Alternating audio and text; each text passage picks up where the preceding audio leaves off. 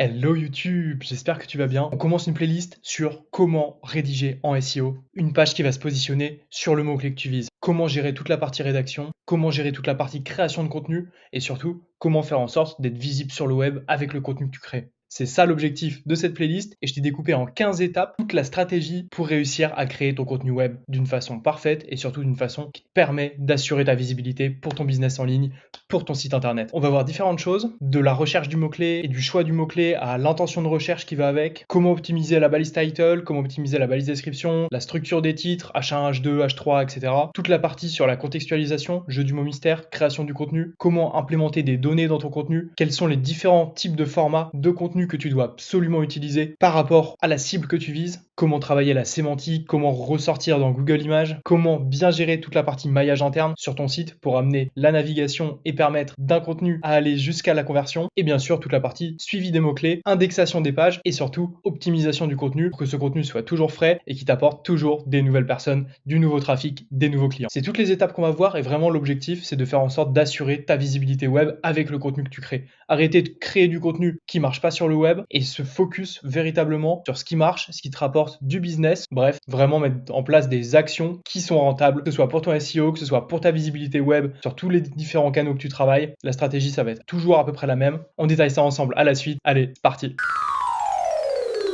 Donc forcément, on commence par toute la partie recherche de mots-clés. L'objectif, c'est vraiment dans cette playlist que tu puisses avoir toutes les étapes, une par une, de comment je réfléchis en amont de la création du contenu jusqu'à la finalisation, au suivi des positions, au suivi de la visibilité générée par ce contenu. C'est pour ça qu'on va faire un exemple ensemble sur l'un de mes sites avec un type de contenu, avec un mot-clé assez intéressant, assez concurrentiel, pour que tu vois vraiment toute la réflexion, toutes les étapes, et surtout que toi, tu puisses le reproduire aussi, quel que soit ton mot-clé, quelles que soient les pages que tu vises, quels que soient les clients, la clientèle, la cible que tu vises, et que ce soit reproductible et que tu puisses scaler cette stratégie. Donc dans un premier temps, et ce qu'on va voir dans cette vidéo, c'est le choix du mot-clé, la recherche du mot-clé. Là, tu vois, j'ai un site qui est sur les smoothies en règle générale. Donc, ce que j'ai fait, c'est que j'ai tapé smoothie dans SEMrush. Tu peux utiliser d'autres outils, Alloscan par exemple, que je vais avoir juste ici, et qui a un Keyword Explorer. Donc pareil, en plus, c'est gratuit, c'est un outil français, gros big up à eux. Et du coup, tu vas avoir des informations qui sont d'ailleurs même un peu plus précises que SEMrush. Ils ont une faculté à très très bien crawler le web. Et du coup, ça te donne une idée du all-in title, donc du golden keyword. Tu peux aller voir, j'ai fait des vidéos sur le sujet. Et donc, on va retrouver hop, smoothie, volume de recherche 60 500, smoothie recette, smoothie fraise. Donc là, il y a beaucoup de recettes. C'est pas trop ce qui va nous intéresser. J'aimerais bien plus du mot-clé transactionnel pour qu'il y ait tout ce côté business aussi qu'on puisse voir ensemble. Typiquement, ce qui peut être plus intéressant, et c'est là justement que toute la recherche de mots-clés est intéressante parce qu'en fait, il va toujours falloir se dire que un mot-clé égale une page égale une intention de recherche. On va y revenir sur l'intention de recherche, mais typiquement, quels fruits se marient bien ensemble, c'est pas du tout le même type de contenu que quand boire un smoothie, quel lait pour smoothie, etc. Et pareil, quand tu tapes smoothie sur Google, en fait, tu recherches pas forcément une recette, tu recherches pas forcément un smoothie à la fraise. Donc en fait, le contenu qui traite ce mot-clé-là va forcément être différent de celui qui traite ce mot-clé-là, par exemple. On va aller voir donc les mots-clés intéressants et forcément, donc j'aimerais bien avoir du volume quand même, un minimum, mais surtout que ce soit transactionnel potentiellement. Donc qu'est-ce qu'on peut avoir donc smoothie Thermomix, ça peut être intéressant. Smoothie protéines, hop. Je pense qu'on va partir sur celui-ci. En plus, on a une compétitivité assez intéressante. Tac, smoothie. On va regarder quand même la partie 3. Smoothie appareil, recette de smoothie, smoothie to detox, smoothie détoxifiant. Qu'est-ce qui peut être intéressant? Est-ce qu'on n'aurait pas un livre de recettes smoothie ou ce genre de choses? Là, on n'a pas assez de volume. Bon, allez, c'est parti. On va prendre le smoothie protéine qui, en plus, a une compétitivité assez importante. Et Golden Keyword, il est assez accessible normalement, donc il y a potentiellement une possibilité d'aller se ranker et surtout d'avoir des résultats assez rapidement. Là, j'ai déjà choisi mon mot-clé. Donc encore une fois, un mot-clé égale une page égale une intention de recherche. Donc là, on a un volume donc similaire à 9200. Donc il y a pas mal de variantes du mot-clé, smoothie protéine, smoothie protéiné, non. Et ce qu'il va falloir qu'on aille voir, c'est est-ce que tous ces mots-clés-là, ils méritent d'être traités dans la même page. Donc smoothie protéine, smoothie protéine, on va te le mettre avec smoothie protéiné sur le site de 1 2 pages. Pourquoi 1 2 pages? Parce qu'en fait, ça va permettre de checker la similarité entre 2 SERP, entre la SERP smoothie protéine et smoothie protéiné, et de voir s'il y a des résultats similaires. S'il y a des résultats similaires, ça veut dire que l'intention de recherche est proche, et donc qu'avec une seule page, donc là, créer une page unique, on peut traiter les 2 mots-clés qui sont un petit peu différents, qui sont des variantes, mais qui ont la même intention de recherche. C'est ça la finalité. Et typiquement, ce qui peut être intéressant, donc j'imagine que tout cela va être traité dans la même page, donc ça fait quand même pas mal de volume. Et du coup, smoothie protéine, potentiellement recette smoothie protéine, ça va peut-être être une autre intention de recherche, donc il faut qu'on check. Parce que là, du coup, ça a vocation à vraiment focus la partie recette, alors que smoothie protéine, on peut peut-être parler plus d'ingrédients, des bienfaits, de ce que ça peut apporter, est-ce que c'est vraiment une base d'apport protéiné, il y a peut-être ce genre de choses. Mais apparemment, là, recette smoothie protéine, c'est un mot-clé qu'il faut traiter aussi sur cette page-là. Ok, très bien. Donc, on va pouvoir gérer tous ces mots-clés-là de façon assez globale. On va quand même aller checker s'il n'y a pas un peu plus. Typiquement, smoothie protéiné, hyper protéiné. Est-ce que ça rentre en ligne de compte aussi? Et après, on va checker en dernier lieu smoothie protéine maison pour voir s'il faut le traiter aussi dans la même page. Ou alors, et du coup, quand c'est 2 pages différentes, par contre, ça veut dire qu'il faut créer une sous-page pour justement traiter de l'intention qu'on n'aura pas traité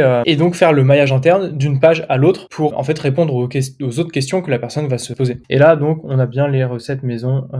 Donc, c'est toujours la même page. Ok, très bien. Donc ça c'est notre mot-clé principal. Et là, c'est important de le définir, toujours une page égale un mot-clé principal. Forcément, mon mot-clé principal, ça va être celui qui a le plus de volume de recherche. Là, on est sur du 2400. Donc, ça va être le mot-clé que je vais utiliser dans toutes mes balises, que je vais utiliser dans mon contenu, autour duquel je vais focus tout mon contenu, tous les mots-clés long train, la sémantique, etc. Et c'est important de définir ça et d'avoir vraiment une page, une intention, un mot-clé. C'est super, super important. Et donc, une fois qu'on a notre mot-clé, on va aller le taper dans Google. Et là, c'est super important parce qu'en fait, Google nous donne déjà beaucoup d'insights. Déjà, on voit qu'il y a du smoothie protéiné sous forme de bouteille, sous forme de produit. Donc, il a capté que c'était des recettes et potentiellement des produits. Là, on a un encart de Google directement. Apparemment, dans le V8 Splash Smoothie, et du coup, dans 100 grammes, il y a 1,2 g de prot. Donc, ça peut être intéressant pour ce mot-clé de faire une espèce de calculateur. Okay, et après, du coup, les premiers sites, ça va être celui-ci, les meilleures recettes maison de smoothie protéiné, 5 recettes de smoothie protéiné banane avoine, smoothie aux fruits rouges super protéiné, Recipe. Donc, en fait, on voit bien qu'on a beaucoup de recettes. On a même énormément de recettes. Ensuite, ce qui est intéressant de voir, c'est toujours ces onglets-là. Donc, images, produits, vidéos, actu, livres, web. Ok. Donc, on a même livres. C'est intéressant parce que ça montre que du coup il y a potentiellement tout le côté livre de recettes, vidéo et du coup produit forcément parce qu'il y a tout le côté prot et du coup en termes d'ingrédients ça peut être il va falloir en parler et vidéo du coup forcément ça peut être intéressant d'avoir une chaîne YouTube ou de montrer, de pousser des vidéos de YouTube pour justement montrer qu'on parle bien de ce type de produit, ce type de sujet. Et qu'on est sur cette niche-là. Ok, donc là, on a fait toute la partie recherche de mots-clés. J'ai trouvé mon mot-clé, j'ai regardé ce qui se faisait un peu sur la concurrence, et on va y revenir après parce que ça va être important pour les différents éléments de rédaction. J'ai choisi mon mot-clé par rapport au volume de recherche. C'est un mot-clé en 2 mots. Du coup, c'est pas un mot-clé long train. Long train, c'est à partir du moment où tu as 3 à 4 mots et plus. Et du coup, un mot-clé générique comme smoothie protéine, il y a l'intention de recherche, et donc on le voit bien avec les différents résultats, c'est assez générique. Donc là, il y a du produit, il y a de la recette. Bon, c'est assez focus recette quand même, mais ça reste générique. Si on avait tapé juste le mot-clé smoothie, c'est super générique, tu sais pas exactement quel type de contenu il faut produire. Alors que par contre, acheter une bouteille de smoothie protéiné, là, tu sais exactement ce que la personne recherche, quelle est son intention de recherche, et du coup, c'est un mot-clé long train. Et les mots-clés long train ont beaucoup plus de vocation à déjà avoir une idée de ce que la personne recherche comme type de contenu. Mais ça, on va y revenir dans la prochaine vidéo, les intentions de recherche. Allez, à tout de suite. Ok, c'est assez marrant. Donc là, déjà, on a focus sur SEMrush pour checker les intentions de recherche. On peut aussi utiliser Aloscan ou simplement aller regarder dans la SRP, mais on va le faire après. C'est assez marrant parce que du coup, il y a une sacrée différence entre Smoothie Protein, qui a un mot-clé à 2400 de volume de recherche sur Aloscan, et sur SEMrush 10. Mais pareil, ça dépend en fait de quand est-ce qu'ils vont crawler, découvrir les données. Il y a pas mal de différences. Forcément, on peut checker, comme c'était la même gamme de mots-clés, les mêmes intentions sur Smoothie Protéiné. Et typiquement, là, on va voir que c'est un mot-clé informationnel d'après SEMrush. Donc, quand la personne tape smoothie protéiné, smoothie protéine, elle recherche de l'information beaucoup plus que vraiment du produit et à convertir. C'est pour ça qu'on a beaucoup de résultats de recherche, donc les premiers résultats organiques sur la SERP, qui sont des résultats type recette de smoothie protéine, etc. Et donc là, on peut bien le voir ici. Meilleure recette, recettes, recettes, 5 recettes, 11 recettes, 4 recettes, recettes. Bref, il y a plein de recettes. Mais par contre, ce qui est intéressant et qu'on voit là, c'est qu'il n'y a que ce premier résultat et celui-ci qui ont des backlinks vers leur page. Donc en fait, ça vous montre aussi qu'on peut très facilement venir avec un bon contenu et du coup avec des backlinks, de l'autorité, potentiellement pousser avec un peu d'achat de trafic et arriver directement dans cette SERP. Il y a pas mal de choses à faire et ça, c'est plutôt cool. Attention de recherche, smoothie protéines, c'est ce qu'on voyait. Il va falloir absolument faire une partie sur les différents produits smoothie protéinés, les ingrédients. Et tu vois, là je suis sur mon WordPress et ce qu'on va faire, c'est qu'on va se noter au fur et à mesure tous les éléments qu'il va y avoir à garder directement dans la page. Donc ingrédients protéinés pour les smoothies. Et ça, c'est une partie du contenu qui va être intéressante. Hop, je le mets en liste à puces parce que ça va faire partie des grandes parties certainement de notre contenu. Ensuite, on en avait parlé de celui-ci, qui est assez intéressant. La source USDA, on va aller voir. Ouais, c'est assez marrant parce que ça date pas mal et du coup, c'est vraiment sur un type de smoothie. Mais par contre, ce qui est intéressant, et ça doit faire partie certainement de la page, c'est toute cette partie-là. En fait, le tableau de données avec, ok, bah voilà le total de lipides, protéines, énergie, water, nanana. Donc ça, on va se le mettre aussi. Valeur nutritionnelle des recettes. Bien sûr, on l'a vu, bah, il faut de la recette. Smoothie protéiné. Ce qu'on va faire potentiellement, qui peut être intéressant, c'est qu'on va faire potentiellement un top 3 et ensuite on va renvoyer maillage interne vers plus de recettes. Et comme ça, le plus de recettes, on fera des pages smoothie protéiné, fraise, smoothie protéiné, non. Et en fait, ces pages-là, hop, vont renvoyer le jus vers notre page mère, smoothie protéiné pur. Et ça peut être assez intéressant. Pour le SEO, hop, on revient sur la SERP. Donc il va falloir des images, forcément. Potentiellement de la vidéo et du coup, après, des recettes. On va regarder celui-ci parce qu'on a bien vu tout à l'heure qu'il y avait des backlinks vers celui-là. Donc le contenu est peut-être un peu moins bon pour qu'il soit premier, mais celui-ci avait l'air de bien se ranker. Et du coup, on va essayer de comprendre pourquoi il se rank bien, sachant qu'il date un petit peu, là il devait être mis à jour. Là, ok, déjà ça, super intéressant, on y reviendra tout à l'heure, mais jeu du mot mystère. Et ensuite directement, hop, on attaque des recettes. Et ensuite on a du maillage interne, mais assez faible, et pas grand chose de plus, c'est vraiment un article de blog très simple. Alors là, on voit bien 5 recettes smoothie protéinées, donc on a bien le mot-clé dans le title avec la partie marque, ça c'est intéressant. Ou une page sœur, tac, on a une description qui est assez simple. On a toute la partie OG qui est bien travaillée. HTML, il y a trop de H1 apparemment, donc ça, on peut bien les battre dessus. Et comment ils font un peu n'importe quoi après l'effort, le réconfort. C'est un peu n'importe quoi. En fait, ça c'est un H1, ça c'est un H1, ça c'est un H1. C'est un peu dégueu, donc avec une bonne structure de page, on peut potentiellement aller faire mieux. On va aller voir. Ce qu'il faut se noter aussi, c'est type de contenu. On va ajouter vidéo et potentiellement du YouTube. Si on a une chaîne YouTube qui montre des recettes de smoothie, c'est encore mieux parce que du coup ça va faire ce côté un peu branding, expertise. Sinon c'est pas grave, on va pousser de la vidéo externe dans un premier temps.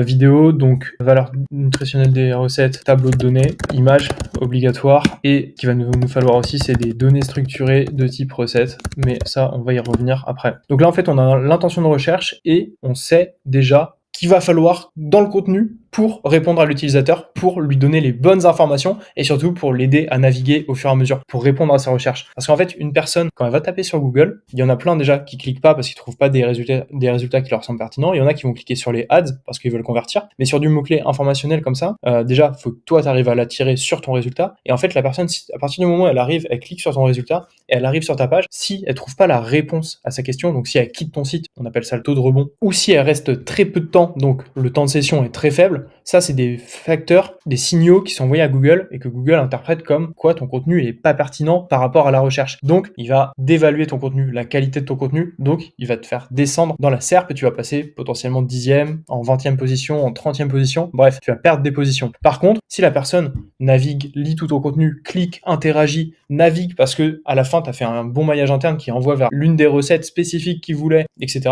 En fait, là, ça montre de l'engagement, de l'interaction. Ça montre que la personne, à partir de la recherche qu'elle a tapée, elle a cliqué sur ton site, puis elle est allée sur une autre page, puis elle est sur une autre page, puis ensuite, potentiellement, elle a acheté ton livre de recettes. Tout ça, c'est des facteurs, des signaux que Google voit grâce à Google Chrome. Et en fait, il va valoriser ton site nettement plus haut et ça va améliorer ton référencement si tu réponds vraiment à l'intention utilisateur. C'est pour ça que l'intention de recherche, c'est super important. Il faut bien définir l'intention. Est-ce qu'elle est informationnelle, transactionnelle, donc avec un but de conversion, navigationnelle pour répondre à plusieurs questions, ou commerciale, est-ce qu'elle recherchait un résultat de marque par rapport à un type de produit, un comparatif, ce genre de choses. C'est à peu près les quatre intentions de recherche, mais après, bien sûr, une intention de recherche, c'est très précis. Quand tu tapes un mot-clé, il faut vraiment se mettre à la place de l'utilisateur. Pourquoi, pour quelle raison il a taper ce mot-clé dans Google. Et ça, c'est super important de le comprendre. Et c'est exactement le travail qu'on a fait ici en analysant au fur et à mesure tous les éléments. Il y a du produit parce que potentiellement, les personnes veulent consommer du smoothie protéiné et donc elles pourraient l'acheter. Et quels sont les ingrédients? Protéines, la whey, etc. On l'a vu. On parle de whey dans ce contenu-là. Ensuite, on a les différentes questions. Quelles protéines mettre dans un smoothie? Quel smoothie boire le matin? Ça, c'est des questions qui sont liées directement auxquelles tu dois potentiellement répondre. Quel smoothie boire le matin? Pas forcément. Par contre, quelles protéines mettre dans un smoothie? Ça, c'est une question à laquelle je vais forcément répondre dans mon contenu. D'ailleurs, on va l'ajouter. Quelles protéines mettre dans un smoothie? Et là, du coup, on a le résultat. Quelles protéines mettre dans votre smoothie? Voilà une question que se pose.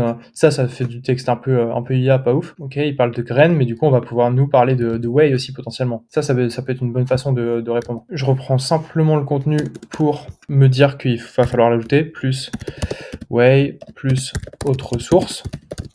Et comme ça, en fait, on va amener beaucoup plus de valeur que ce qu'on trouve déjà sur le web. C'est ça vraiment qui est important. Quand boire un smoothie protéiné et quand prendre son smoothie protéiné. Typiquement, ça, c'est des questions de type FAQ sur lesquelles, en fait, on peut les ajouter dans le contenu. Et c'est ce qu'on va faire. On va les ajouter, mais en fait, on va donner une réponse qui est très évasive et on va dire, va voir ma page de blog spécifique sur cette question. Et comme ça, on va traiter dans une page spécifique cette question-là. Et donc, ça va faire de la navigation. Et ça, c'est super malin parce que du coup, ça fait vraiment pas de cannibalisation dans tes pages et du coup ça fait une page qui répond vraiment à une intention spécifique parce que du coup smoothie protéiné, comme on l'a vu, on recherche plus des recettes, ça c'est de l'informationnel lié mais pas directement similaire, donc il va falloir les traiter de façon isolée. Tac, quand boire un smoothie, donc quand prendre smoothie protéiné, c'est la même chose. Et voilà, donc là on a deux questions, on verra s'il y en a pas plus, mais au moins là déjà j'ai une bonne compréhension du type de contenu, de l'intention de recherche que la personne a et comment moi je peux y répondre avec mon contenu. Ça, c'était vraiment la deuxième étape et l'objectif, c'est vraiment toujours de regarder ce qui marche sur Google. C'est le meilleur moyen de regarder ce que tes concurrents ont, comment Google affiche la SERP,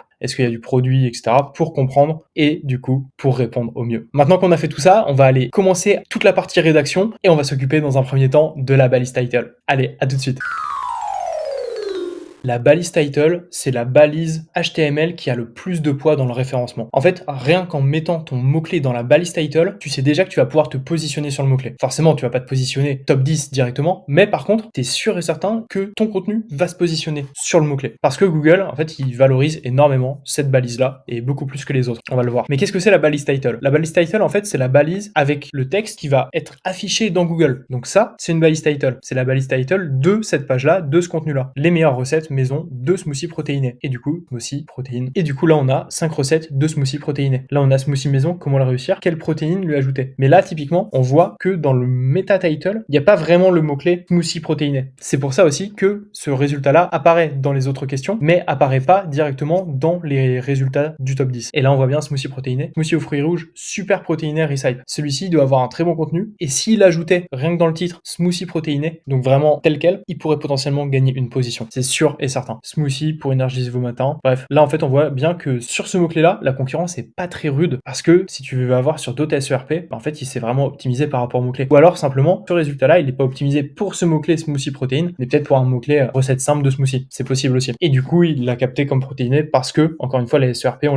l'a vu dans la vidéo précédente, il y a très peu de backlinks, etc. C'est pas une SERP qui est très développée en SEO aujourd'hui. Mais du coup, comment savoir quelle est la balise title qu'a mis un des concurrents sur son site, sur sa page? En fait, c'est super simple, il suffit d'utiliser la petite extension Meta SEO Inspector que je t'ai déjà montré. Et en fait, là, tu vas avoir le head title. C'est ça la balise title. Et là, on voit bien les meilleures recettes maison de smoothie protéiné. Donc là, on voit bien aussi que ce résultat, cette page, elle est vraiment optimisée SEO parce que dans les mots-clés qu'on avait vus au tout début dans la recherche de mots-clés, la partie 1, on avait bien vu qu'il y avait recette maison smoothie protéiné. Ça faisait partie des mots-clés. Donc, il l'a vraiment bien travaillé. Et en fait, rien qu'avec ça, c'est super pertinent et ça montre à Google de quoi on parle, quel est le sujet. Ce qu'il faut bien noter, c'est qu'il y a une limite de caractères imposée par Google. Donc, pour que ça s'affiche bien bien en fait dans la SERP tout simplement. Mais par contre, en fait, toi, rien ne t'oblige techniquement à respecter ce nombre de caractères. Parce qu'en fait, Google, dans tous les cas, il va la comprendre la balise title. Donc en fait, si tu veux mettre 200 caractères, tu peux. Et comme ça, tu peux optimiser avec des mots-clés long train aussi. Et ça, c'est plutôt malin. Et en fait, ce que tu fais, c'est que tu fais vraiment ton titre très sympa au début, et après, tu mets quelques mots-clés intéressants dans la fin de ta balise, dans ce qui s'affiche pas aux utilisateurs. Et du coup, ce qui est super important et qu'il y a beaucoup de personnes qui comprennent pas et qui ne font pas en SEO, c'est que la balise title, c'est vraiment ta vitrine, la vitrine de ton URL sur Google. Donc si on revient là, on voit bien que les meilleures recettes de smoothie protéiné, c'est ça que l'utilisateur voit quand il tape smoothie protéiné sur Google. Comme Google reprend exactement ce que tu lui donnes, bah en fait tu peux le marketer. Et c'est ça qui est super important. Ce qui est vraiment important à prendre en compte dans un meta title, c'est le mot-clé, avoir le mot-clé principal qu'on vise, un mot-clé égale une page égale une intention, avoir ce mot-clé là dans le meta title. 2, augmenter le CTR, et on augmente le CTR avec des petites accroches dans le title qui sont toutes simples. Typiquement, on pourrait mettre les meilleures recettes maison de smoothie protéiné, et là un tiret avec Vitality for Life. C'est le nom de l'entreprise, mais pour certains qui connaissent déjà, ça permet de rassurer. Sinon, ce qu'on peut faire, c'est mettre des crochets 2024. C'est tout bête, mais en fait ça montre que le contenu est à jour, et l'utilisateur il va avoir tendance à cliquer. Ou alors, les meilleures recettes maison de smoothie protéiné, entre guillemets, ça marche vraiment. C'est quelque chose qui dénote en fait de tout ce qu'on voit autrement. Typiquement, la TSE Nutrition, on voit bien que c'est la marque de Sissimula. C'est intéressant. Là, on a MyProtein, 11 recettes, ça donne envie de cliquer. Là, on pose une question, donc potentiellement, ça peut être aussi une façon de tourner les contenus. Et tout ce qui marche bien, vraiment, c'est toute la partie crochet, etc. Et tout ce qui a trait marketing. Typiquement, on pourrait aussi le faire à l'inverse, en majuscule. Ne cliquez pas, vous risqueriez de découvrir les meilleures recettes de smoothie protéiné, même si c'est toujours mieux d'avoir le mot-clé au tout début de la balise title. Donc on pourrait faire smoothie protéiné, les recettes secrètes que l'on vous cache. Et un utilisateur, il va se dire, mais quoi, mais qu'est-ce qu'on me cache, des recettes, trop bizarre. Et en fait, du coup, il va cliquer. C'est inconscient, il faut jouer énormément sur l'inconscient avec ce genre de balise title, et forcément, on est limité. Donc là, c'était un titre peut-être un petit peu long, mais en tout cas, il faut vraiment marketer ça et faire en sorte d'améliorer son taux de clic. Parce qu'en améliorant son taux de clic, si tu récupères plus de clics, forcément, Google, il le comprend aussi. Il se dit, ok, ce résultat-là, il est quand même plus pertinent que tous les autres qui ont beaucoup moins de taux de clic, donc je vais peut-être le remonter. Et en fait, avec un beau taux de clic, si ça se trouve, tu passes 3e à 2e ou à 1er. Et juste avec ce facteur-là. Et juste avec un titre, en fait, qui dénote, te démarque de la concurrence. Parce que là, si on regarde, ils sont quand même tous très similaires. Là, typiquement, je t'ai pris un exemple avec les ballons de foot. Tu vois, on a des titles qui sont vraiment tous différents. But et ballon de foot, ok, très bien. Donc là, c'est une catégorie. Ballon de football, football, sport et loisirs, ok. Et là, il y en a un qui était intéressant. 100 à 200 euros, ballon de football. Ok, déjà, en fait, ça répond d'une certaine façon à l'intention. Tu sais à quoi t'attendre. Typiquement, si on revient sur nos titles à nous, on pourrait faire, ok, 25 grammes de protéines avec 7 recettes de smoothie. Bam, là, tu sais déjà que ton smoothie, il est protéiné, que t'as une recette. Et en fait, ça répond vachement bien à ton intention. Et on va peut-être mettre un title de ce type-là, justement pour essayer de se dénoter de la concurrence et tester. On va tester ça. Donc le meta title, en tout cas sur WordPress, quand t'as Yoast, tu dois le mettre juste ici. C'est le titre SEO. Et nous, ce qu'on va faire, c'est qu'on va mettre smoothie protéiné, 30 grammes de protéines dans cette recette sportive et gourmande. Smoothie protéiné, recette sportive et gourmande avec 30 grammes de prot. Smoothie protéiné, recette maison et sportive avec 30 grammes de prot. Ça, déjà, ça dénote de tout ce qu'on a pu voir. Et en fait, on peut même encore l'améliorer. On va mettre 30 grammes de prot. Et là, avec des crochets, tac, comme ça, on optimise, on gagne un petit peu de place aussi. Recette maison. Hop, on peut même mettre comme ça, recette maison et sportive, smoothie protéiné, hop, recette maison et sportive, 30 grammes de prot. Et là, on sait déjà à quoi on s'attend, on a le mot-clé dès le début, et là, franchement, on augmente le CTR avec ça, c'est un title vraiment très stylé. Maintenant qu'on a notre title, et que t'as compris à quoi ça servait, on va s'occuper de la méta-description. Allez, à tout de suite. La balise méta-description, c'est la balise donc qui va avec le meta-title et qui permet en fait d'assurer ta visibilité sur le web. Parce que, encore une fois, c'est ta vitrine. Donc là, on a vu juste avant le meta-title ici, et en fait, la balise description, c'est celle-ci. Forcément, si c'est un article de blog et que tu mets de la date, etc., Google, il va la ressortir. Donc là, 5 juillet, 24 janvier, etc. Là, typiquement, elle ressort pas. Il manque les données structurées, mais ça, on y reviendra après. T'inquiète pas. Par contre, la méta-description, en fait, elle a vocation aussi à améliorer ton CTR. C'est vraiment son seul et unique objectif. Donner une prévisualisation, un petit teasing, un trailer de ce qu'on va trouver comme contenu sur la page. Et là, il y a pas mal de petites astuces assez sympas pour justement, encore une fois, dénoter de la concurrence et se différencier et réussir à capter des clics. Là, par exemple, on voit que ce mot-clé-là, il est en gras, ce mot-clé-là, il est en gras. Et là, on voit bien que cette méta-description, elle est assez sympa parce que on a déjà une partie de la recette. On sait qu'il y a une banane, une demi-tasse de framboise, une poignée d'amandes ou 2 cuillères de purée, etc. Donc pareil, celle-ci, elle reprend un peu la recette. Et ce qu'il faut savoir avec la méta-description, c'est qu'en fait, on va toujours donner une méta-description. Donc donc dans la balise, comme la balise title. Sauf qu'en fait, Google, il les retravaille la plupart du temps pour faire correspondre le contenu de la métadescription avec l'intention de recherche et donc la personne, ce qu'elle tape, ce qui pourrait lui convenir le mieux. Donc en fait, Google, la plupart du temps, il va reprendre un paragraphe ou une partie de ton contenu de ta page pour en faire la métadescription. Donc si ça se trouve là, ça, c'est pas du tout la métadescription que le site a donnée. On va aller checker. Donc comme toujours, on check avec Meta SEO Inspector et là on voit bien que la description, afin de rester en forme, c'est ça. Sauf qu'en fait, la métadescription qu'on voyait sur Google, c'était pas du tout ça. C'était vraiment la partie recette. Donc en fait, ça montre bien que Google, ce qu'il attend pour cette intention de recherche, c'est les éléments d'une recette, toute la partie ingrédients et surtout des chiffres. Donc en fait, on va lui faire plaisir. Et en fait, la métadescription, t'as deux façons de l'avoir. Soit tu la travailles pas du tout et en fait, tu laisses Google faire en sorte qu'il reprenne une partie de ton contenu la plus pertinente et hop, il la met à ta place. Soit tu la travailles vraiment pour justement aller faire en sorte que ça matche avec ton title et du coup essayer d'améliorer encore plus ton CTR. Et là, c'est un vrai travail SEO d'optimisation. Donc on revient sur mon site et j'ai toujours mon petit title SEO. Donc là, j'ai pas enregistré, mais le slug, on le changera bien sûr. Le slug, c'est l'URL. Et dans la métadescription, il y a des petites astuces assez sympas. Là, on a ça. Et on a vu que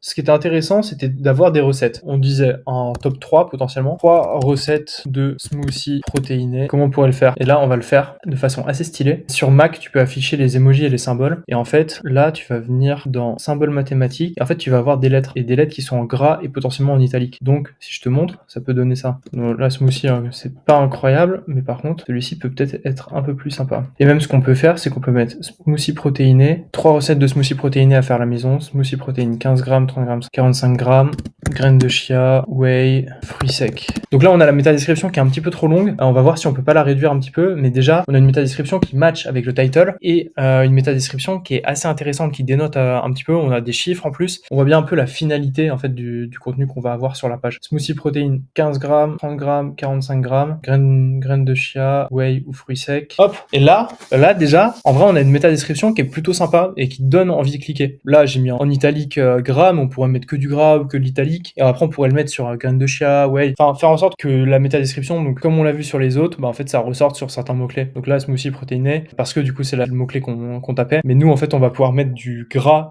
directement dans la métadescription parce que Google va reprendre. Donc assez intéressant. Et en tout cas, là, on a bien travaillé la métadescription pour justement aller chercher du CTR. Et encore une fois, sur toute la balise métadescription aussi, tu peux aller faire toute cette recherche par rapport à la concurrence, ce que Google prend en compte, ce que Google attend. Donc super smoothie protéiné, hyper rapide, base végétale. Donc là, encore une fois, il y a des ingrédients. Tac, bon, celle-ci, elle est pas incroyable, mais en tout cas, sur les deux premières, on voit bien ce qu'il y a dedans. Du coup, bah, faut vraiment s'y conformer et essayer de faire en sorte que ce soit encore un peu plus friendly, que ça donne envie, que ça rentre dans le ton de la marque aussi. Toujours intéressant. Maintenant qu'on a vu les deux balises qui permettent de ressortir sur Google ici, et donc la vitrine de l'URL, on va s'attaquer aux balises dans le contenu et tous les différents titres de la rédaction web. Allez, on se retrouve dans la prochaine vidéo.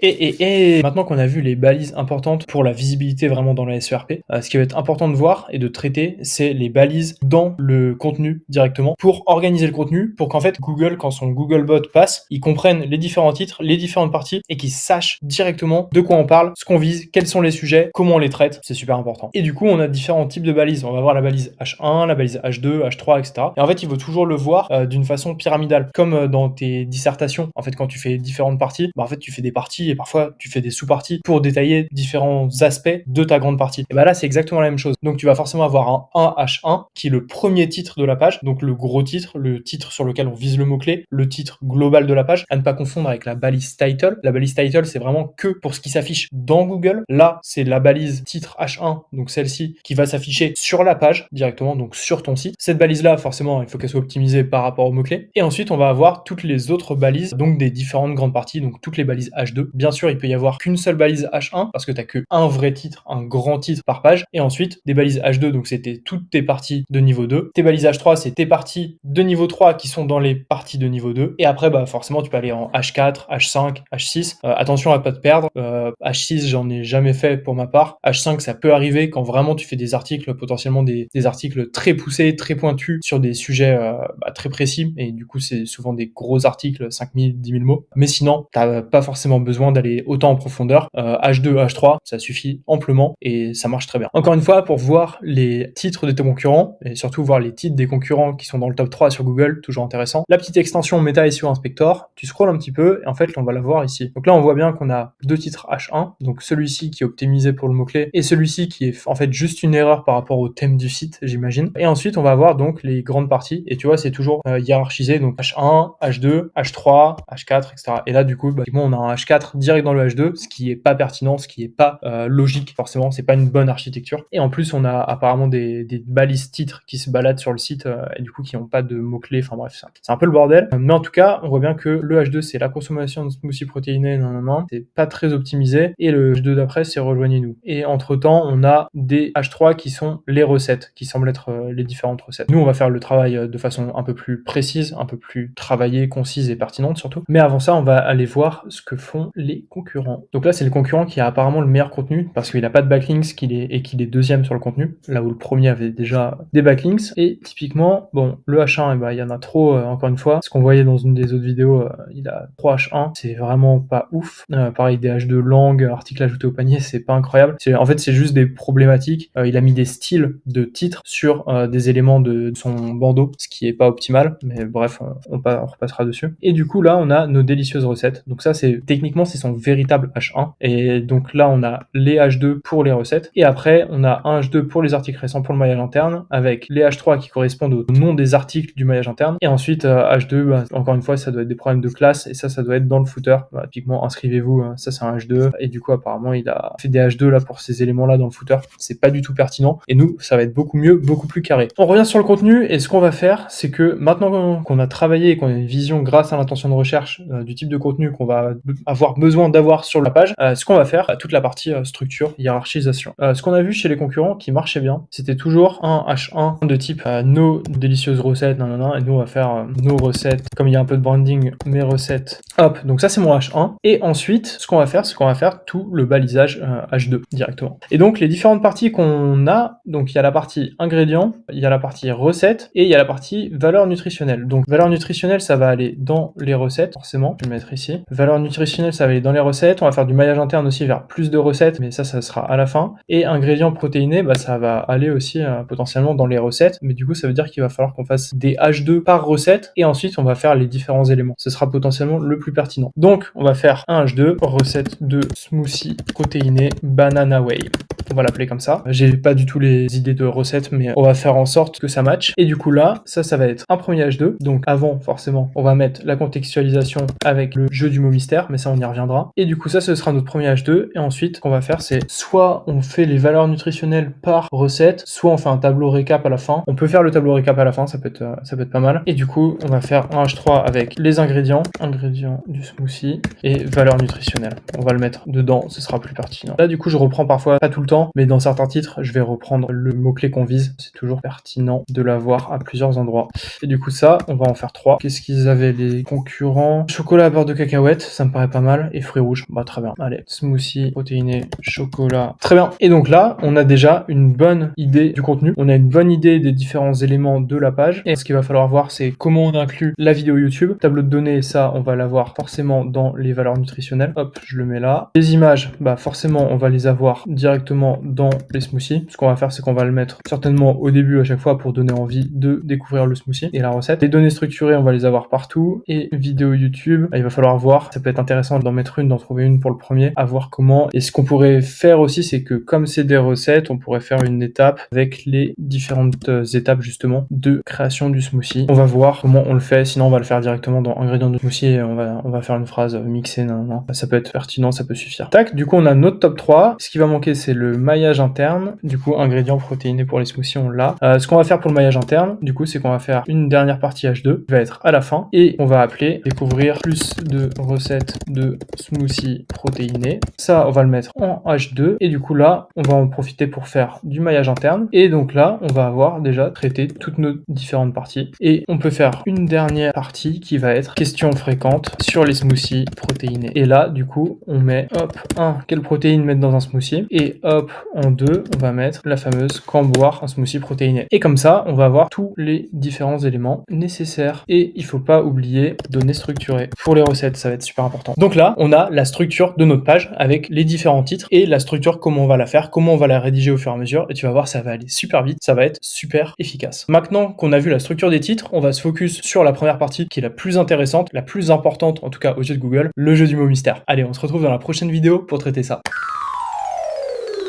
Le jeu du mot mystère, c'est vraiment l'élément le plus important. Pourquoi? Parce qu'en fait, Google, quand il crawl avec ses Googlebots une page web, il va toujours découvrir les 300, 500 premiers mots. On ne sait pas exactement le nombre, mais ça va être la première partie du contenu. Et en fait, ça va lui permettre de définir de quoi on parle sur cette page-là. Quel est le sujet de la page? Quel est le mot-clé visé? Et pour quel sujet, pour quelle thématique, quelle question, pour quel terme de recherche, en fait, notre contenu devrait être présenté à l'utilisateur sur Google. C'est ça, vraiment, la finalité et comment Google travaille sur ces pages. Parce qu'en fait, s'il commence à aller crawler égale découvrir avec ces petits robots tous les sites, toutes les URL et manger tous les contenus, en fait ça coûte super cher à Google. C'est pour ça qu'il va se limiter à une première partie de contenu, voire le début de page, parce que forcément de la même façon, un utilisateur, quand il arrive sur une page web, en fait il s'arrête au niveau de la zone de flottaison. La zone de flottaison, c'est ce que tu vois sur ton écran dès le début, donc sans avoir besoin de scroller. Et donc Google, il réfléchit de la même façon. Il se dit ok, toute la première partie du contenu, donc un peu plus loin que la zone de flottaison, je vais essayer de la comprendre de quoi on parle, de quoi il s'agit. Et en fait à partir de là, je vais dire ok, le contenu il est cool, il est pas cool, il parle de ça, il parle pas de ça, et voilà comment je vais le catégoriser. C'est vraiment ça. C'est pour ça que le jeu du mot mystère, qui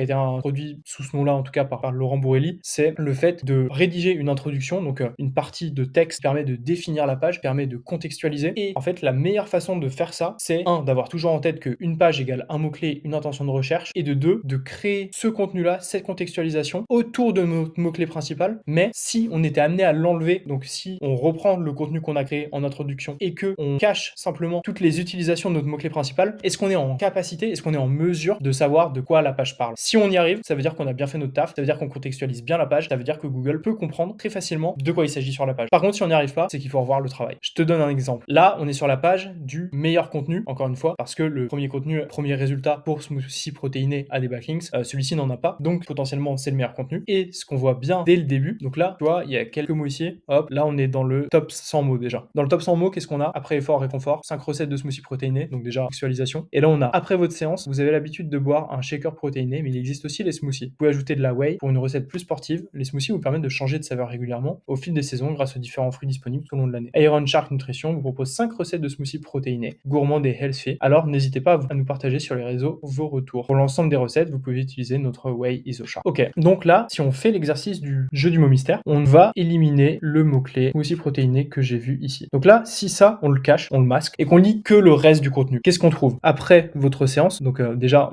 ça contextualise toute la partie un peu sport, boire, donc habitude de boire, shaker protéiné, ça c'est un mot-clé pas très loin de smoothie protéiné, smoothie, forcément, whey, qui apporte toute la partie protéine, recette, sportif, smoothie à nouveau, saveur, régulièrement, donc toute la partie exercice régulier, fil de saison, fruits, disponibles tout au long de l'année, donc toute la partie smoothie à base de fruits. On a contextualisation de la marque, donc toujours intéressant. 5 recettes, donc là, on répond bien à l'intention de recherche aussi, qui est basée sur les recettes autour des smoothies protéinés, donc important d'avoir le mot-clé recette. Smoothie protéiné, mais du coup, ça, on le masque. Gourmand, healthy, ok. On retrouve recette, et là, du coup, on retrouve Whey IsoShark, donc ingrédients de type protéiné. Avec ces éléments-là, déjà, on a une bonne idée du contenu de la page, de quoi on parle sur cette page. Et on va le voir ensemble, comment on peut travailler facilement cette partie-là, qui est super importante pour le contenu. On va aller voir ChatGPT, on va lui dire tout simplement, hello, joue au jeu du mot mystère. Tu dois me rédiger un paragraphe pour contextualiser une page qui cible le mot-clé smoothie protéiné sans utiliser ce fameux mot-clé, mais en permettant de comprendre via la sémantique que l'on parle de ce sujet. Voilà, bon, le prompt il est très rapidement fait, c'est clairement l'un de mes pires prompts, mais ça devrait avoir le mérite de marcher. Les boissons aux multiples bienfaits nutritionnels sont devenues une tendance incontournable pour ceux qui souhaitent allier plaisir et santé. Intégrant des éléments riches en nutriments essentiels, ces mélanges liquides sont parfaits pour débuter la journée avec énergie ou récupérer avec une séance d'entraînement intense. Ces breuvages, souvent composés de fruits, légumes et d'autres ingrédients naturels, fournissent un apport, un élément vitalisant indispensable pour le corps. Leur préparation rapide et facile, en fait un choix idéal pour les personnes actives cherchant à optimiser leur alimentation sans sacrifier le goût. Ok, très bien. Là par contre, ce qu'il a fait, c'est qu'il a totalement évité l'utilisation des mots-clés smoothie ou protéines. Du coup, on va lui demander de les ajouter, mais pas sous forme smoothie protéiné.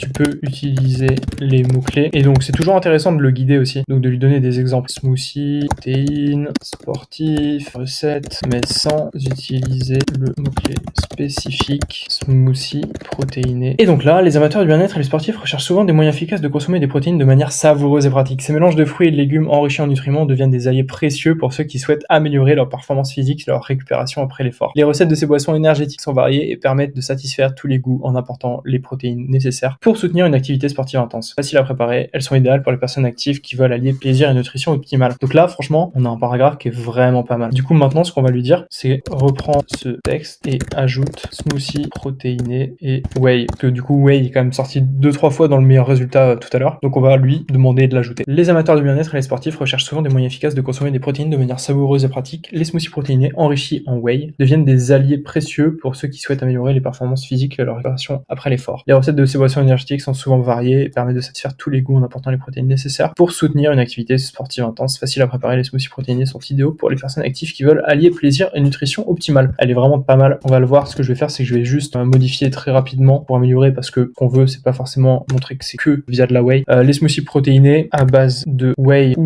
de fruits et légumes naturels riches en protéines. Et là, c'est vraiment des bons paragraphes de contextualisation. Ok, donc là, on a notre première partie, le jeu du mot mystère, qui est totalement réussi. Et franchement, rien qu'avec ça, on sait déjà de quoi il s'agit, de quoi on parle sur la page. On peut rajouter. Nous vous avons, du coup, avec le branding, je vous ai concocté des recettes de smoothies protéinés maison. Et donc là, petit placement du mot-clé smoothie protéiné maison, comme on l'avait vu dans la recherche de mots-clés, toujours intéressant. Je les ai gardés en tête. De ton côté, tu peux toujours les noter. Moi, j'ai plus besoin de cet exercice-là, mais c'est toujours intéressant, surtout si tu débutes, de te faire une petite liste des différents keywords. Et du coup, là, tu te mets smoothie protéiné maison, etc.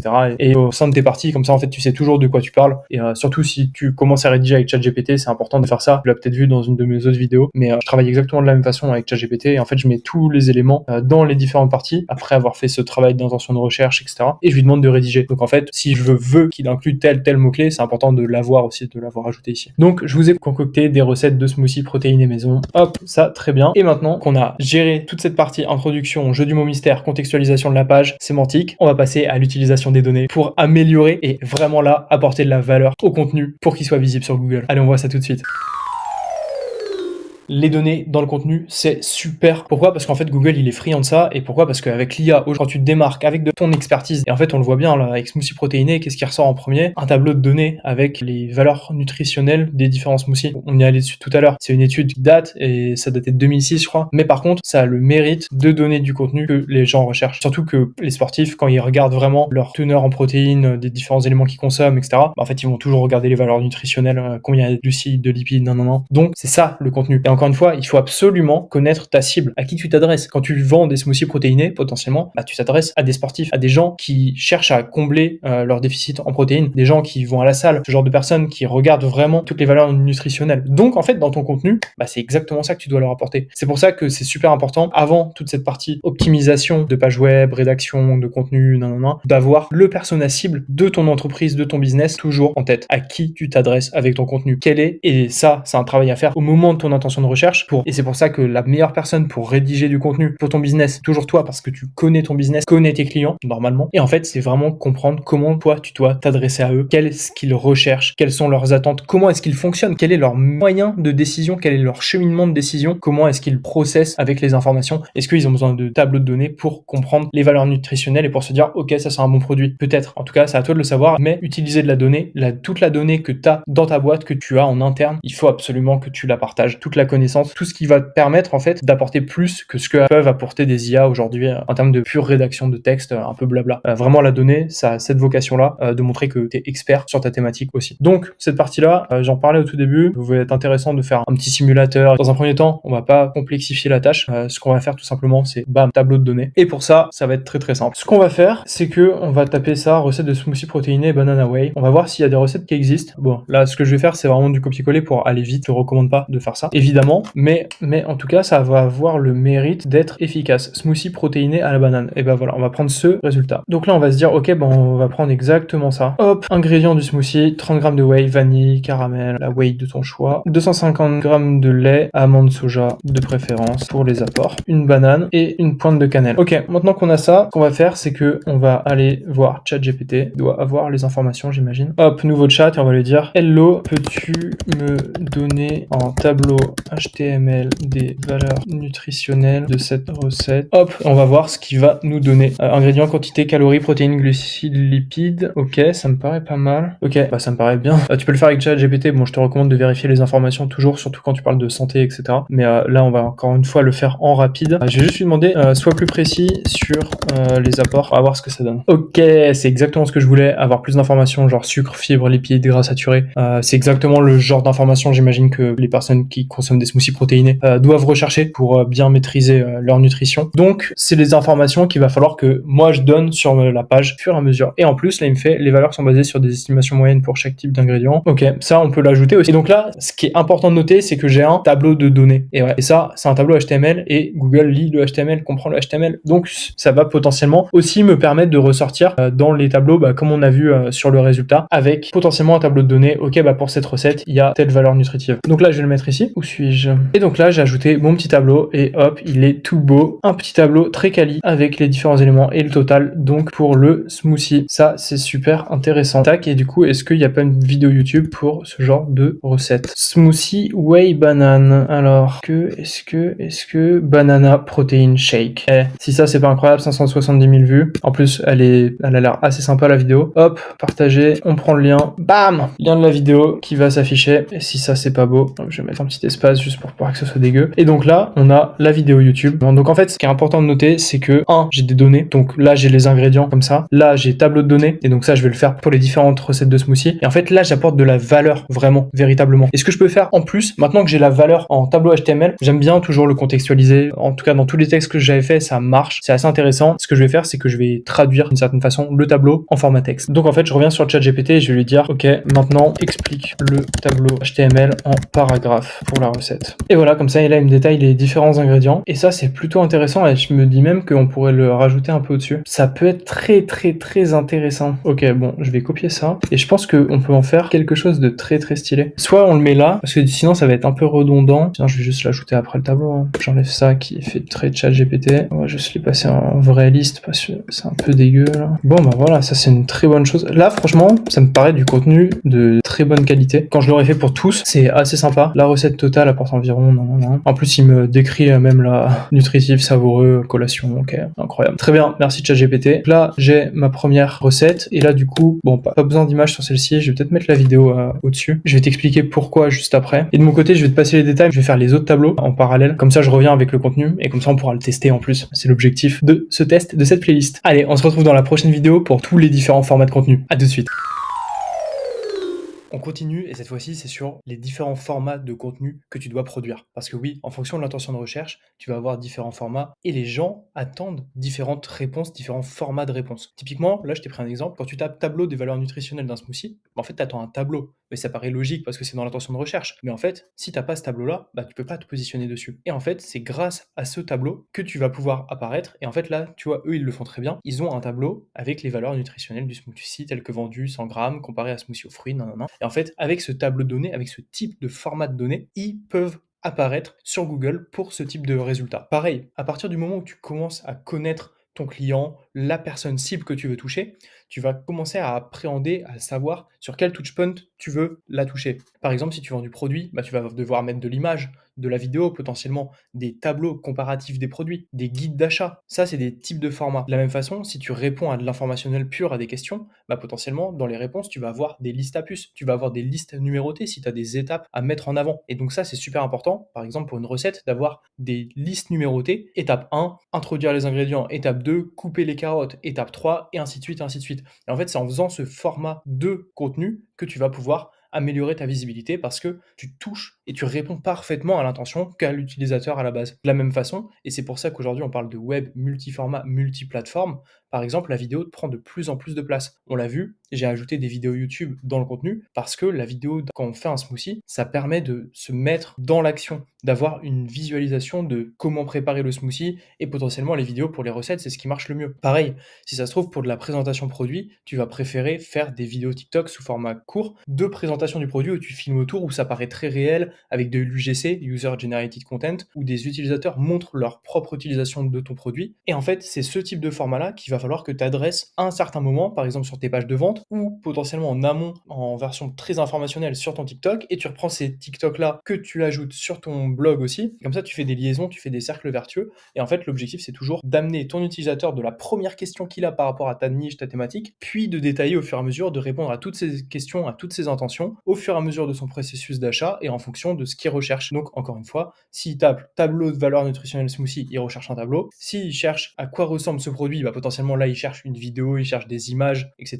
Donc vraiment, il faut que tu définisses quel type de format vont avec l'intention de recherche, avec le contenu. Et c'est ce qu'on a fait un petit peu au tout début. Et c'est pour ça que j'avais mis tableau de données, vidéo, etc. dans le contenu. Et que c'est super important, notamment les images pour tout ce qui est recettes. Avoir une prévisualisation de ce à quoi ça va ressembler, ça donne toujours envie. Et typiquement, là, tu vois, j'ai avancé sur le contenu, je l'ai un peu plus pimpé, on va dire. Et dans les formats de contenu, on va retrouver aussi le fait d'utiliser le gras sur les mots un peu importants pour, en fait, permettre de diriger la lecture pour que la personne puisse lire en diagonale, mais surtout appuyer sur les points importants. Donc, activité sportive intense, multiprotéines et maison, fruits, légumes, whey, consommer des protéines, riches en protéines. Là, on a le tableau de données, donc haut format. Là, on avait la vidéo YouTube, donc autre format. Là, on a la liste à puce des ingrédients, haut format. Il pourrait me manquer potentiellement la liste numérotée, donc pour les étapes des recettes, ce que j'évoquais tout à l'heure. Je l'ai fait ici avec liste numérotée des différents ingrédients et des apports à voir. Là, tu vois, j'ai mis des images très sympas d'ailleurs, je vais te montrer comment je les ai faites, très très sympas des différents smoothies. Et tu vois, j'en ai refait une ici, et encore tableau de données. Là, on va avoir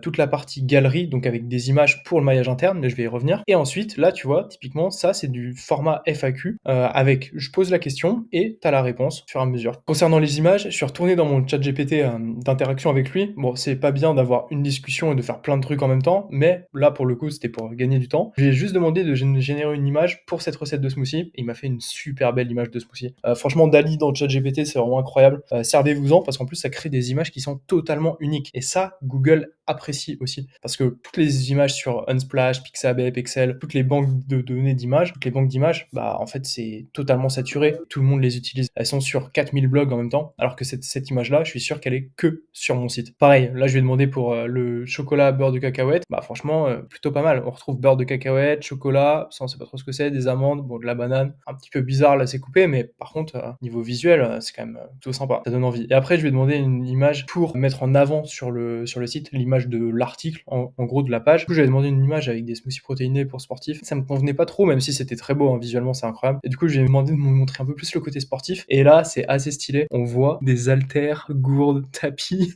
plus tous les smoothies au centre avec plein de graines et tout. Genre, franchement, très sympa. Donc, j'ai utilisé cette image-là. Et ça permet, pareil, pour tout ce qui est repartage, potentiellement sur Pinterest, sur Instagram, avec des automatisations après, partager le contenu. En fait, c'est super intéressant d'avoir des images de top qualité comme ça. Donc, les formats de contenu, vraiment important de réfléchir à tous les formats, tous les besoins potentiels qui vont avec le mot-clé, avec la recherche de l'utilisateur, ce qu'il essaye d'avoir comme type de format. Et ce que toi, t'aimerais, en fait, à sa place, avoir comme type de format. Si ça se trouve, pour certaines requêtes, t'aimerais bien avoir des mails récurrents. Si c'est d'informationnel veille, typiquement, avoir des mails pour te donner toutes les infos. Ça peut prendre donc toute la forme vidéo, etc. Potentiellement, ça peut être du podcast aussi. Il y a plein de formats aujourd'hui qui existent. À toi de trouver les bons, ceux qui sont pertinents par rapport à ta niche, par rapport à tes mots-clés, par rapport à tes contenus. Et l'objectif, c'est d'être présent partout au maximum et d'assurer ta visibilité. En gros, quand tu fais un contenu, donc là potentiellement ce contenu texte, donc sur le site, bah en fait, il faut que ça me fasse aussi de la photo sur Instagram, donc où je vais reprendre mes différentes photos générées, de la photo sur Pinterest, comme ça, bah pareil, je suis visible, il y a de la recette, etc. Et ça envoie vers cette page-là. Potentiellement, il faudrait que je fasse de la vidéo. Bon là, ça va être un petit compliqué niveau ressources, mais en soi, ce serait le mieux. Genre faire des vidéos de smoothie, faire du TikTok, du Reels, potentiellement du YouTube aussi, très très puissant YouTube aujourd'hui. pour le référencement, donc avoir toute la partie tableau aussi, et potentiellement ça peut être repris avec une automatisation du chat GPT pour générer des posts Facebook, donc créer une page Facebook, et ensuite envoyer vers des liens vers ma page. Pareil pour Reddit, pour Quora, bref, pour tous les réseaux sociaux, pour X, donc anciennement Twitter. En plus, ces liens-là, ils permettent de pousser l'indexation de ta page. Donc en fait, si ta page, elle s'indexe pas, même si ton contenu, là, il est incroyable, bah t'es sûr que ça s'indexera avec les automatisations et les réseaux sociaux. D'ailleurs, je t'invite à aller voir ma vidéo sur le sujet. Ce sera très pertinent une fois que tu auras fini de créer ton contenu web. Et petit aparté, si tu kiffes cette playlist avec toutes les vidéos sur comment créer ton contenu web parfait et être visible, pense à t'abonner, à mettre des petites likes sur toutes les vidéos. Moi, ça me donne de la force pour mon travail et pour cette formation totalement gratuite que je te partage. Merci, on continue. Et la prochaine étape qui va être importante, maintenant qu'on a tous les types de formats, etc., ça va faire en sorte que Google comprenne toutes les informations que je lui envoie et qu'il comprenne exactement de quoi je parle et pourquoi je suis expert sur le sujet. Je t'explique comment on fait dans la prochaine vidéo.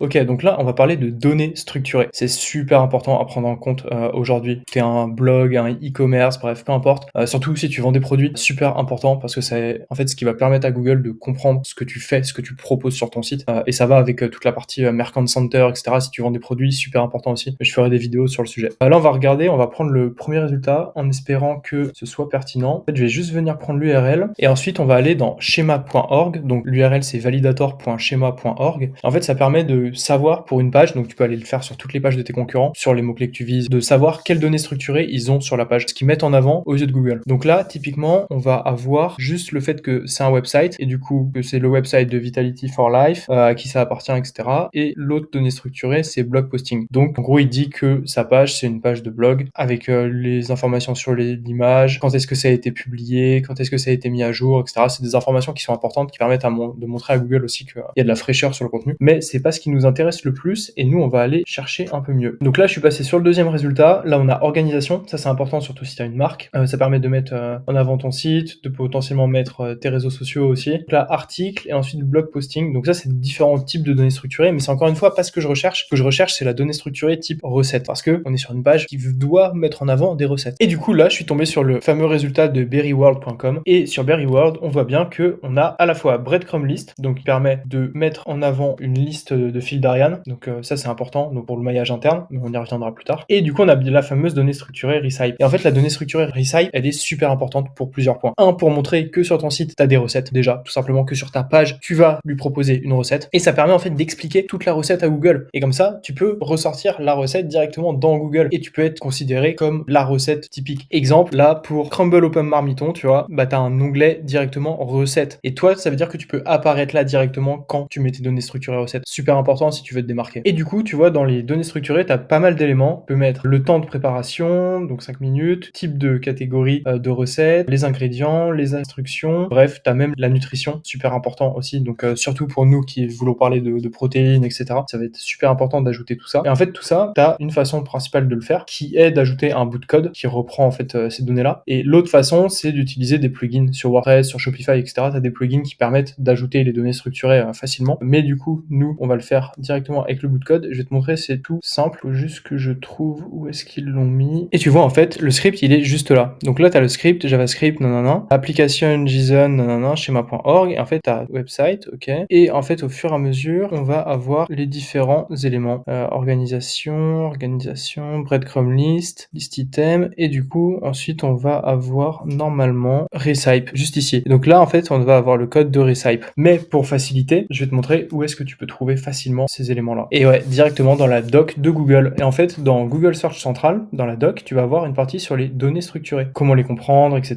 À quoi ça peut s'apparenter. Donc là, typiquement, tu vas avoir Recipe, partie coffee cake, etc. Bon, c'est en anglais, mais tu vois, et en fait, ça permet, comme ils le mettent là, d'apparaître dans ces résultats de recherche. Super intéressant pour du référencement et pour être visible. Parce que encore une fois, c'est ce qu'on vise. Tu as plusieurs façons de le faire, microdonnées, JSON LD. Nous, c'est ce qu'on va faire, JSON LD. En fait, c'est un bout de texte que tu peux ajouter très simplement. Et du coup, ici, tu as guide des fonctionnalités. Et là, tu vas avoir toutes les données structurées. Donc, super important que tu regardes par rapport à ton activité ce qui est pertinent. Fil d'Ariane, c'est tous les liens pour les pages Merle, maillage, super important de l'avoir. Carousel, ça peut être pertinent. Article, si tu fais des articles, forcément pertinent. Forme de discussion, ça dépend. Ensemble de données, estimation de salaire, événements, fast-checking, organisation, produit. Et là, c'est très intéressant. Extrait produit, fiche de marchand, variante. Donc, si tu as un e-commerce, il faut absolument que tu aies cette partie-là. Q&A, donc tout ce qui est FAQ, etc., super important aussi de l'avoir. Et extrait d'avis aussi, super important. Et du coup, j'ai raté les recettes. Dans la partie combinaison, tu vas avoir avoir Recipe, How-To et Item List. Nous, ce qui va nous intéresser, c'est Recipe, mais How-To, c'est, tu vois, typiquement, tous les sites genre WikiHow, etc., comment faire, nan, avec des étapes, et ben, il faut absolument utiliser les données structurées How-To. Nous, on va utiliser les Recipe, et tu vois, ça permet encore une fois d'apparaître d'éléments sur Google. Et en gros, là, on va avoir exactement ce qu'il va falloir qu'on ajoute. Donc, il suffit de copier-coller ça. Bon, là, il y en a peut-être un petit peu beaucoup, mais typiquement, on peut même montrer de la vidéo. On va prendre que la partie script, ce qui nous intéresse, et on va venir la retravailler. Et typiquement, ce que je vais faire, c'est que je vais l'ajouter au niveau de la première recette qui est ici. Je vais venir ajouter toute ma partie JSON ID. Et donc là, on va l'appeler comme le nom de la première recette qui est smoothie protéiné banana whey. Exemple d'image, toujours à faire attention de ne pas casser le code. Je peux toujours demander à ChatGPT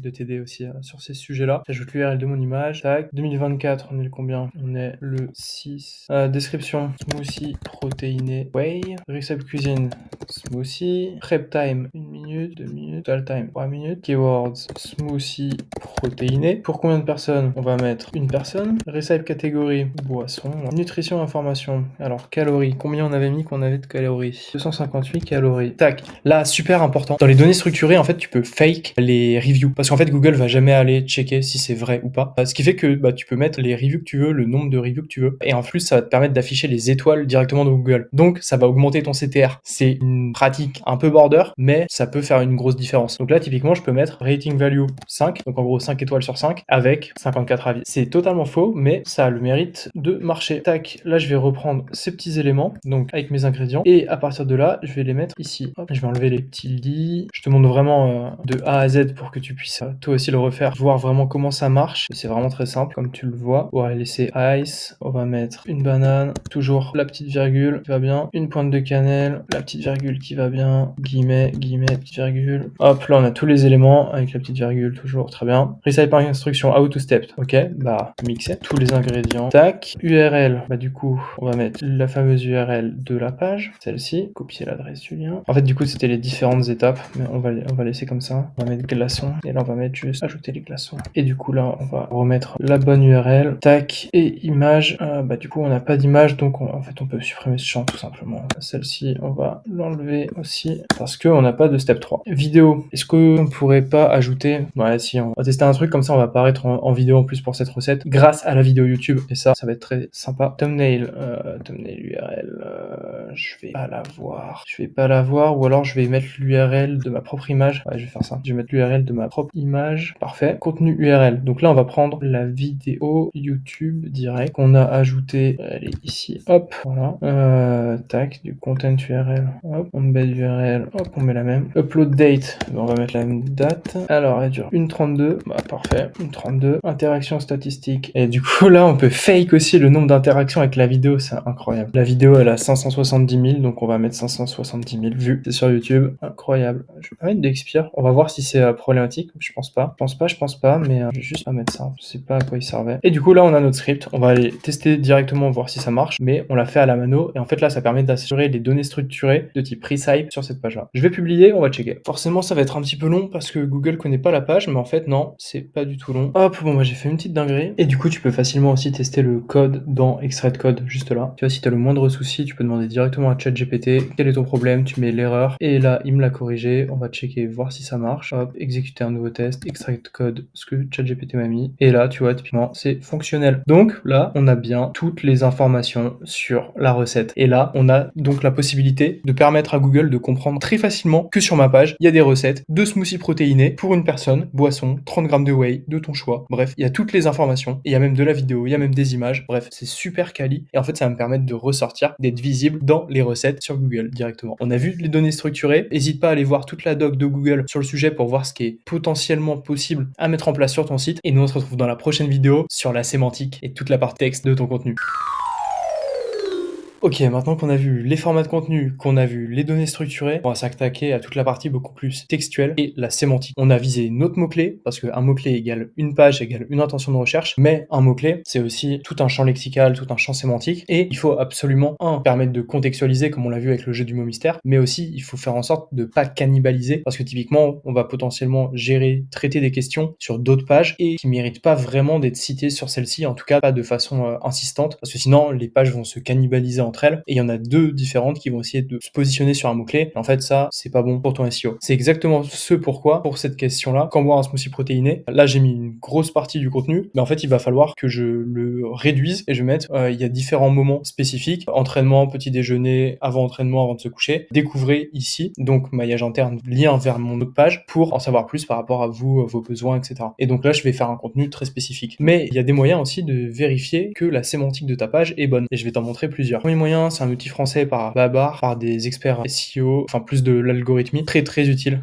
cet outil. Je te le montre en rapide. Je l'utilise pas, je l'utilise plus du moins à titre perso. Mais en fait, c'est vraiment pas mal dans un premier temps pour comprendre et pondérer l'utilisation de différents mots-clés pour assurer la sémantique de ta page. Donc en fait, là typiquement, tu vas mettre ton mot-clé principal qui va être celui-ci. Et ensuite, tu vas avoir plein de mots-clés qui sont directement liés. Et ces mots-clés-là, en fait, les différents points, c'est en fonction de l'utilisation sur une échelle que tu en fais dans ton contenu. Donc, est-ce que tu es dans la zone sous-optimisée, dans la zone optimisée comme il faut, un peu trop ou beaucoup trop? Et en fait, c'est pour ça qu'il y a des pics comme ça. Et ça, c'est une bonne courbe, mais parfois, en fait, tu vas voir, tu es tout le temps sous-optimisé. Donc là, il faut que tu reprennes quelques mots et que tu les remettes avec un peu plus de fréquence dans le contenu. Potentiellement, parfois, tu es beaucoup trop sur-optimisé. Donc, il va falloir que tu réduises un petit peu. Et voilà, ça, en fait, ça va te permettre d'ajuster ta sémantique au fur et à mesure. Sinon, tu as d'autres outils qui permettent de le faire. Je pense à un plus particulier, pareil, qui est français. En fait, celui-ci, il consiste à taper le mot-clé dans ta barre de recherche et à utiliser sa petite extension. En fait, c'est TOT SEO, T-H-O-T SEO, c'est une extension. Donc là, il faut que je recharge ma page parce qu'en fait, il va aller sélectionner les 100 résultats sur Google pour faire un condensé, une pondération de tous les mots qui sont utilisés, la sémantique, ce qui revient plus ou moins. Et en fait, après, il va te donner des infos. Donc là, analyse terminée, très bien. Et maintenant, je vais aller sur mon contenu. Et maintenant que je suis sur mon contenu et qu'il a fait là son analyse, je vais le relancer. Et là, tu vois, j'ai bien fait mon taf. On est à 92% d'optimisation sémantique par rapport à ce mot-clé-là. Donc par rapport à mon mot-clé smoothie protein, ce que j'avais tapé dans Google, j'ai 92% d'optimisation SEO. Bien sûr, l'objectif, c'est pas d'avoir 100%. C'est comme l'utilisation de Yoast sur WordPress. Mon objectif, c'est de pas avoir tous les voyants ouverts parce que c'est très vite cramé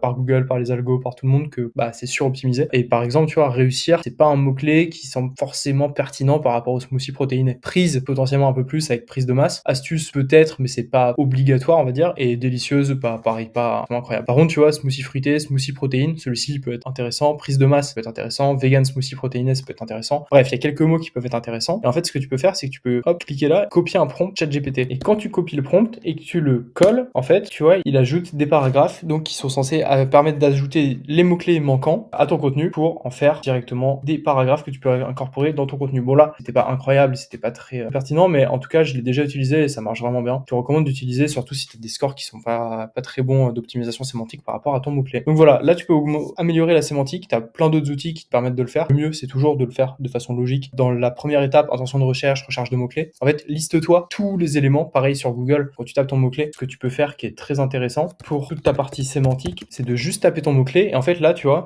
tu mets juste ton curseur et tu vas avoir smoothie protéiné pour maigrir, musculation, banane, flocon d'avoine, petit déjeuner. Là, tu mets un espace, ça pas du tout les mêmes. En fait, ça te donne à la fois des idées de contenu, potentiellement des mots-clés sémantiques que tu dois incorporer dans ton contenu. Et après, ce que tu fais, c'est que tu utilises deux pages, comme je te l'ai montré dans l'une des premières vidéos, pour vérifier si c'est nécessairement dans la même page que tu dois le traiter, ou si l'intention est différente et que tu dois créer une page, et donc tu fais du maillage interne. Voilà, comme ça, tu as toute la partie sémantique, et là, tu as toutes les billes pour que ton contenu soit vraiment top pour Google. Dans la prochaine vidéo, on va s'attarder un peu plus sur toute la partie image et comment apparaître dans Google Images avec ton contenu. Allez, à tout de suite.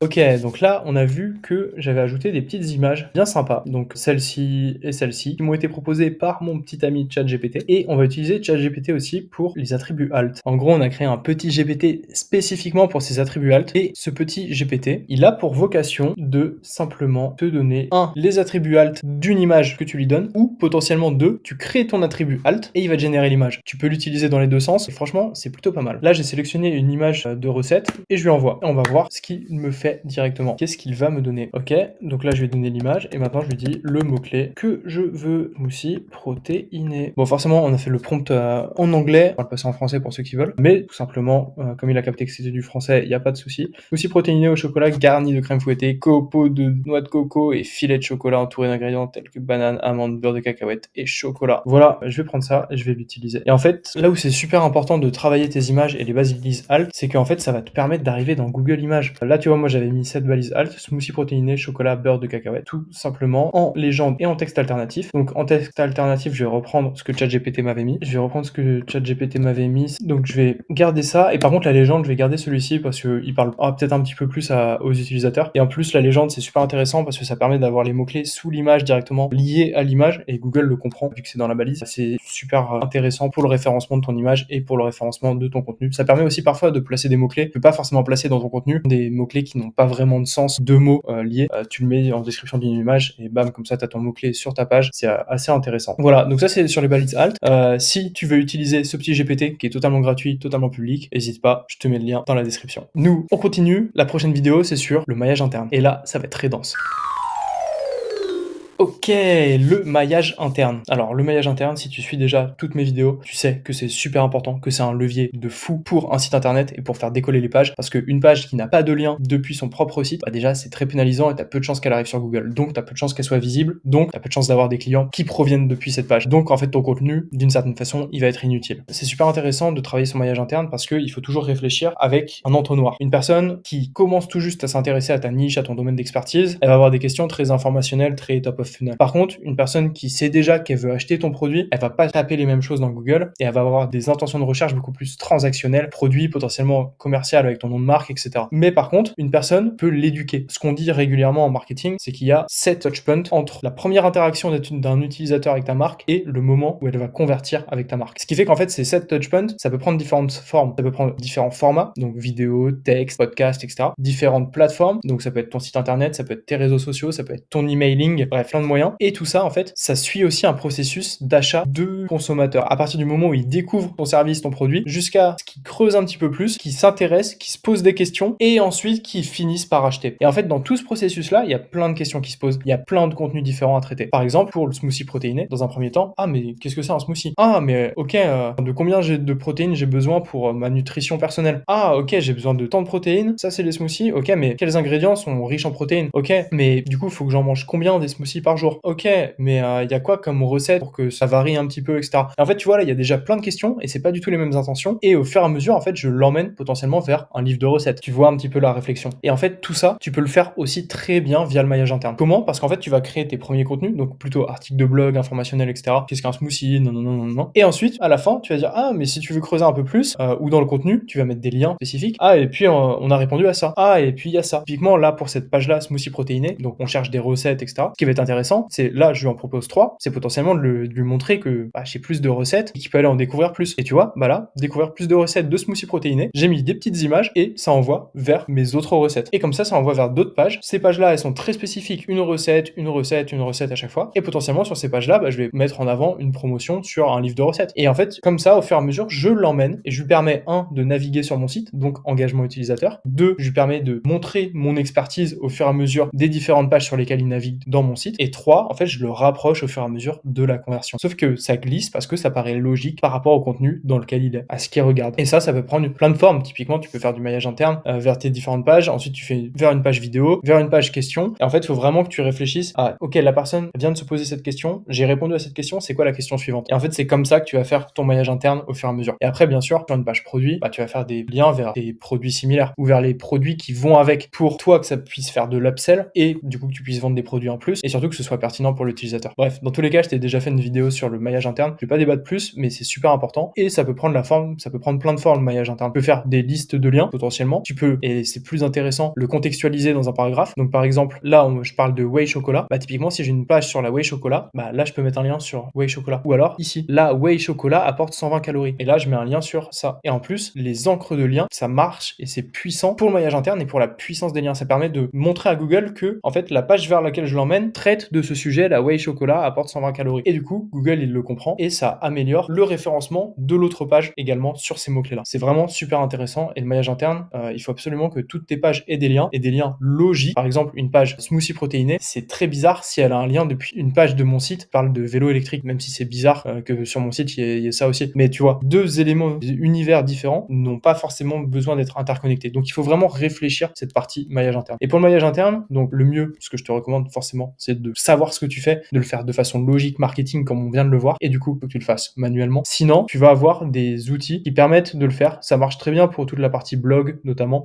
Pour les articles de blog, potentiellement, tu as peut-être un petit peu moins vocation à réfléchir le parcours d'achat. Et pour ça, tu peux utiliser un plugin qui s'appelle Inline Related Post. C'est vraiment un plugin très sympa sur WordPress. T'en as pareil sur Shopify. C'est 100% gratuit, c'est pour ça que je t'en parle aussi. Et en fait, tu vois, tu vas pouvoir le designer un petit peu comme tu veux. Moi, j'ai mis minimaliste avec un peu de violet, etc. Et tu vois, en fait, ça va te mettre des éléments comme ça, des blocs comme ça dans tes articles à lire aussi. Et du coup, ça parle d'un de tes articles. En fait, ça fait le maillage interne tout seul. Là, tu vois, là, je lui demande d'en mettre 3 par post. Et du coup, après, tu peux lui dire, OK, comment tu les sélectionnes. Donc, en utilisant les catégories et les tags. Donc, en fait, si déjà tu as bien réfléchi en catégories, en tags, etc., bah, en fait, tu vas avoir ton maillage interne qui est fait plutôt bien. Et après, moi, je lui demande de modifier, de changer aussi de façon aléatoire régulièrement. Comme ça fait bouger les liens, ça met un peu à jour le contenu. C'est pas mal. Totalement gratuit, donc franchement, je te recommande d'utiliser. C'est vraiment pas mal. Tu peux modifier aussi le texte, donc mettre un petit peu de sémantique potentiellement. Ça peut être très sympa. Et tu vois, ça reprend le titre de l'article, donc toujours cool. Voilà, pour le maillage interne, franchement, il faut absolument que tu travailles cette partie-là. C'est super, super important. Je vais te montrer un dernier petit tip sur WordPress. Je sais pas si tu l'as sur Shopify. Tu dois avoir des plugins qui le font. Tu vois, c'est un très bon exemple. En gros, là, tu vas avoir le nombre de liens internes depuis cette publication et le nombre de liens internes vers cette publication. Donc en fait, là, je me rends compte que cette page-là, elle a aucun lien qui va vers elle. Donc c'est une page orpheline. Alors que celle-ci, bah tu vois, elle a 3 liens qui vont vers elle. 3 liens, 3 liens. Ça, c'est des articles en brouillon. Et tu vois, bah cette page-là, il y a aucun lien qui va vers elle. Bref, c'est un bon moyen de savoir si tu as des pages orphelines et du coup de corriger ton maillage interne aussi fur et à mesure. Il y a des bons petits articles d'ailleurs. On a vu la partie maillage interne. Maintenant, on va passer à analyse des résultats et comment on suit les positions. Ok, on se retrouve sur la Search Console et là tu vois c'est vraiment un site que j'ai laissé à l'abandon depuis très très longtemps. Mais par contre, je vais te donner des petites astuces très sympas sur l'indexation. Arrête de pousser en mode bourrin ton URL directement comme ça et de demander à la Search Console de l'indexer. Ça marche bien si ton site il est récent, etc. Si vraiment il faut que tu pousses les URL au début. Mais par contre, si ton site il est déjà connu, il est assez crawlé par Google, donc ça tu peux le voir dans les paramètres. Avec les statistiques sur l'exploration, tu vois quand t'as des pics, tu vois quelles sont tes pages introuvables, déplacements permanents, etc. etc. Est-ce que c'est des nouvelles pages? Est-ce que c'est des pages actualisées? Bref, tu as toutes les informations ici. Et du coup, si c'est pas régulier, là, ok, tu peux pousser tes URL. Par contre, si tu as quand même un crawl assez régulier, je te recommande, c'est toujours de faire la même chose. De bien penser ton maillage interne, de mettre le lien dans la page mère pour ta page fille. Et à partir de là, ce que tu vas faire, c'est que tu vas demander une actualisation du contenu de la page mère. Et potentiellement, t'ajoutes un ou deux petits paragraphes pour contextualiser en plus. Comme ça, ça va montrer à Google que tu améliores, que tu optimises le contenu et que tu le tiens à jour, donc pour la page mère. Et en plus, il va découvrir un nouveau lien, il va aller le crawler forcément. Donc, il va découvrir ta page fille. Et tu l'auras pas poussé de façon bourrine. C'est beaucoup mieux, ça passe beaucoup mieux et ça permet de crawler tes URL. Donc là, typiquement, moi je vais juste aller lui demander d'aller crawler ma homepage parce que c'est sur la homepage que j'ai mis le lien pour avoir des résultats rapidement. Hop, là je vais lui demander une indexation, je vais lui dire ok, bah là j'ai